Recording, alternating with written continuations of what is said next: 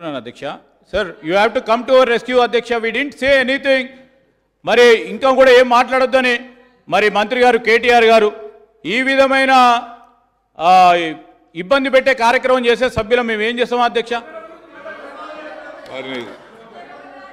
Speaker sir Sridhar అన్న అధ్యక్ష ఒక్క రిక్వెస్ట్ శ్రీధర్ బాబు గారు గౌరవనీయులు వారు కాంగ్రెస్ పార్టీ తరఫున మాట్లాడుతున్నారు వాళ్ళ పార్టీకి ప్రతి రాష్ట్రంలో ఒక శాఖ ఉంటుంది ఆ శాఖకు అధ్యక్షుడు ఉంటాడు అధ్యక్ష వాళ్ళ పార్టీ రాష్ట్ర శాఖ అధ్యక్షుడు బాహాటంగా తెలంగాణలోని రైతాంగానికి ఇక్కడ ఉండే చిన్న సన్నకారు రైతులకు 3 ఎకరాల కంటే ఎక్కువ పొలం లేని రైతులకు 3 గంటలు చాలు మేము గతంలో కాంగ్రెస్ ప్రభుత్వం ఉన్నప్పుడు 6 గంటల కరెంట్ ఇచ్చి ఆ రోజు సావగొట్టినాం మళ్ళా దబ్బన అవకాశం ఇస్తాం మళ్ళీ 3 గంటలే ఇస్తాం 24 గంటల కరెంట్ ఇవ్వాల్సిన అవసరం లేదు అని నిర్ద్వందంగా కుండబద్దలు కొట్టినట్టు కెమెరాల ముందు చెప్పిండు అధ్యక్ష ఇవాళ శ్రీధర్ బాబు గారు మాకు శుద్ధులు చెప్పే ముందు మాకు నీతులు చెప్పే ముందు వాళ్ళ పార్టీ యొక్క విధానం ఏంది మేము 3 గంటల కరెంటే ఇస్తాము రైతులను గతంలో సావగొట్టినట్టే మళ్ళీ సావగొడతాం ఎరువుల కోసం విత్తనాల కోసం ఇబ్బంది పెడతాం మళ్ళీ ఎప్పటి మాదిరిగానే మామూలుగానే కాంగ్రెస్ ప్రభుత్వం వస్తే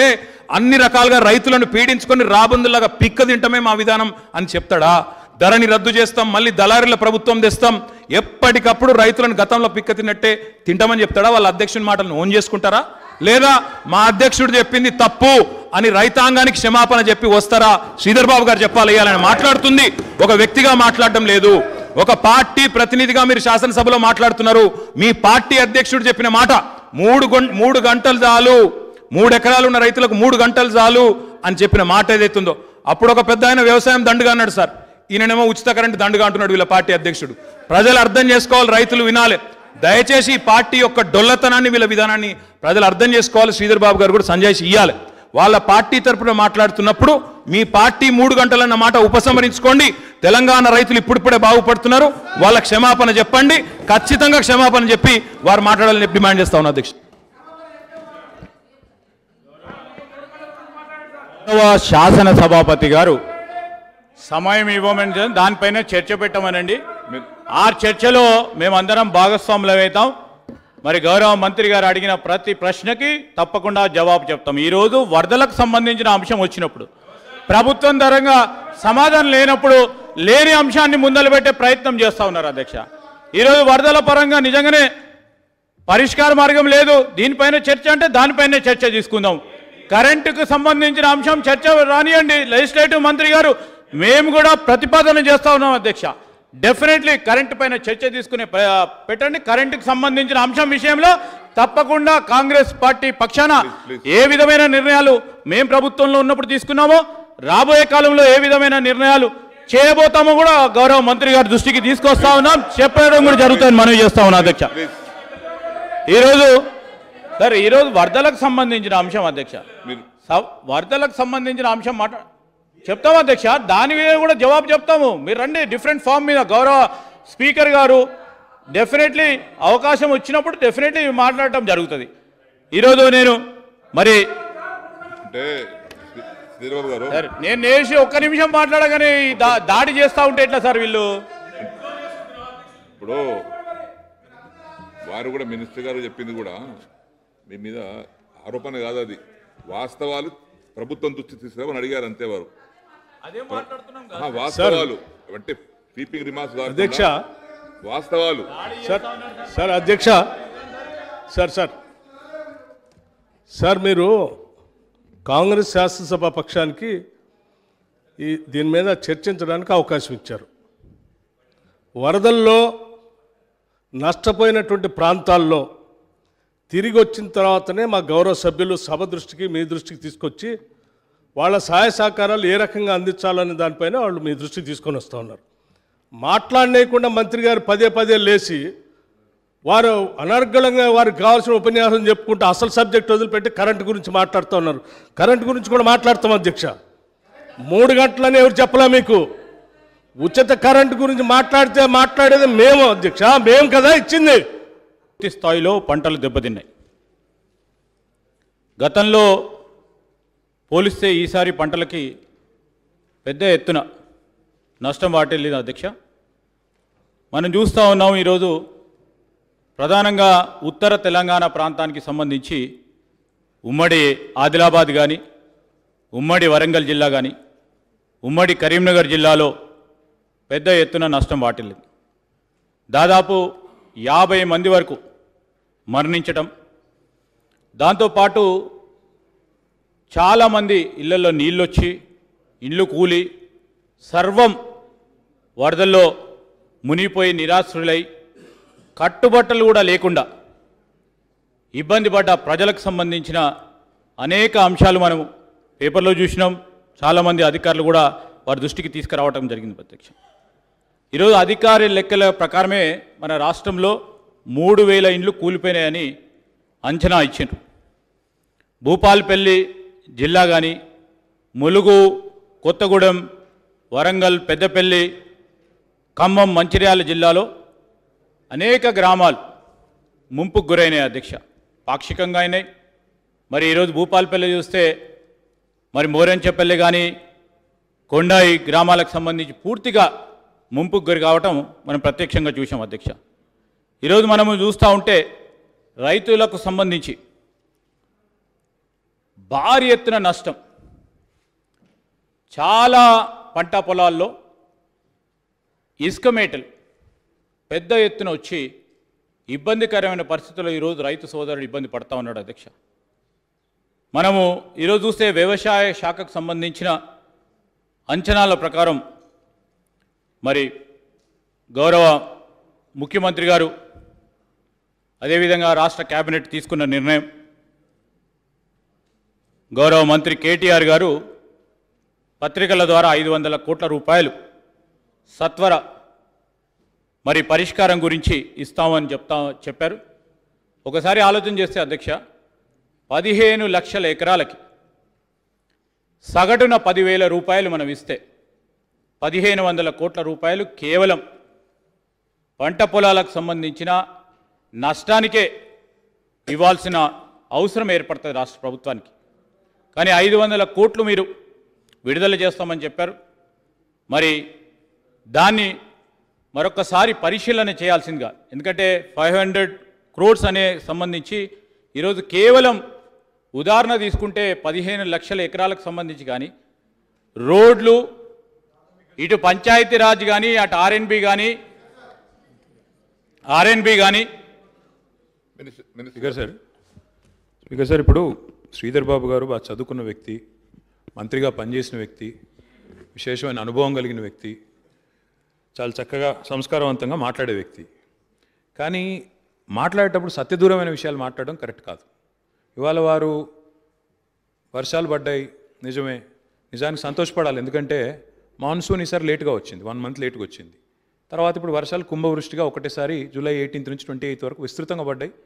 మా భూపాలపల్లిలో, అదేవిధంగా పూర్వ వరంగల్ జిల్లాలోని ములుగులో చాలా పెద్ద ఎత్తున వర్షాలు పడ్డాయి. గౌరవనీయులైన మంత్రివర్యులు, శాసనసభ్యులు ఎక్కడ వాళ్ళక్కడ వాళ్ళ శాయశక్తిలో ప్రయత్నం చేసినారు, అధికారులు కూడా ప్రయత్నం చేస్తున్నారు. ఇట్లాంటప్పుడు ఏం చెప్పాలి అధ్యక్ష? గౌరవ శాసనసభ్యుడు ఇక్కడ నించున్నప్పుడు ఇప్పుడు వారు స్వీపింగ్ రిమార్క్స్, 15 లక్షల ఎకరాల్లో నష్టం జరిగితే ఒక్కొక్క ఎకరానికి ఇంత ఇస్తే 1500 కోట్లు అంటే ఆయన పాటికి ఆయనే లెక్క చెప్పుకొని ఎంత నష్టమైందో ఆయనే అంచనా వేసుకొని ఆయనే దాని మీకు ఎంత ఖర్చు అవుతుందో చెప్పుకొని మొత్తం 1500 కోట్లు కాబట్టి ప్రభుత్వం 500 కోట్లే ఇచ్చింది, మిగతా ఇయ్యలేదు అని బద్నాం చేసేటట్టు మాట్లాడుతున్నాను. అసలు నేను శ్రీధర్ బాబు గారిని అడుగుతున్నా, మీ కాంగ్రెస్ పార్టీ ఏమైనా ఫీల్డ్ మీదకి పోయి మొత్తం 15 లక్షల ఎకరాలు నష్టమైందని అంచనా వేసిందా? ఈ గాలి మాటలు ఏంటంటే ఇటుపడతాడు స్వీపింగ్ రిమార్క్స్ ఏంది? అధ్యక్ష, మాకు ఎక్స్టెన్షన్ యాక్టివిటీ ఉంటుంది, అగ్రికల్చర్కి ఉంటుంది, రెవెన్యూకి ఉంటుంది. క్షేత్రస్థాయిలో ముఖ్యమంత్రి గారు క్యాబినెట్లోనే ఆదేశం ఇచ్చినారు, పంట ఎక్కడెక్కడ నష్టపోయిందో మొత్తం లెక్క తీయండి. అధ్యక్ష, ఇక్కడ పంటల్లో కూడా మీరు తమ వ్యవసాయ మంత్రిగా పనిచేసినారు. ఇప్పుడు వరి పొలం ఉంది అధ్యక్ష, వరి పొలంలో 2 రోజులు నీళ్లు ఉన్నా ఇబ్బంది కాదు, పంట మొత్తం పోదు.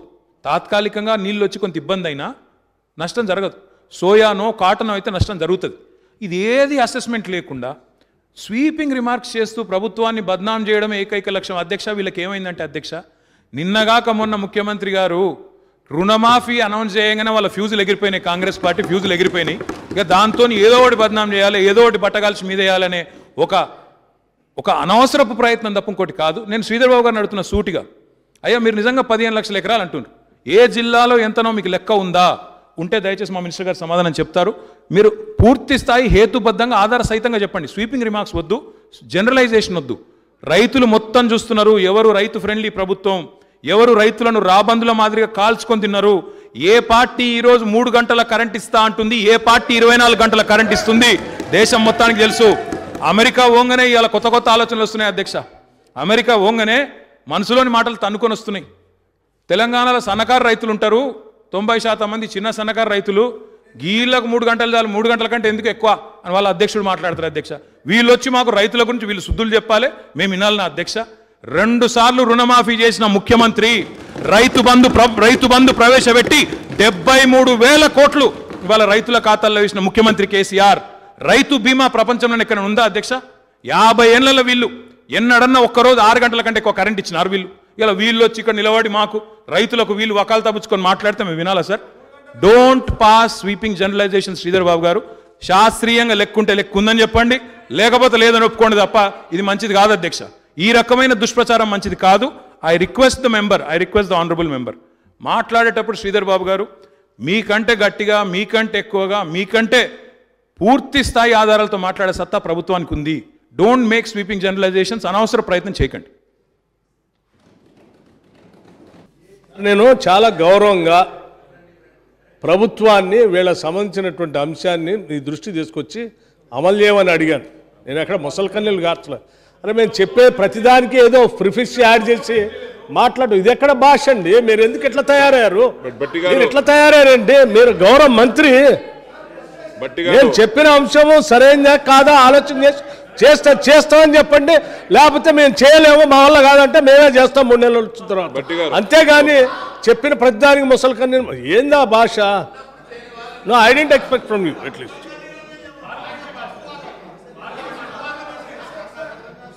Okay. Now,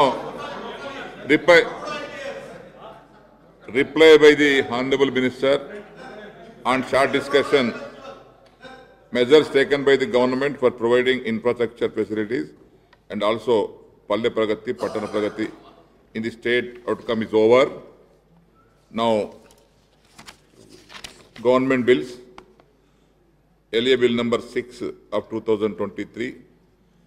I request the Minister for Finance to move the motion for taking into consideration of the Telangana Institute of Medical Science Bill 2023.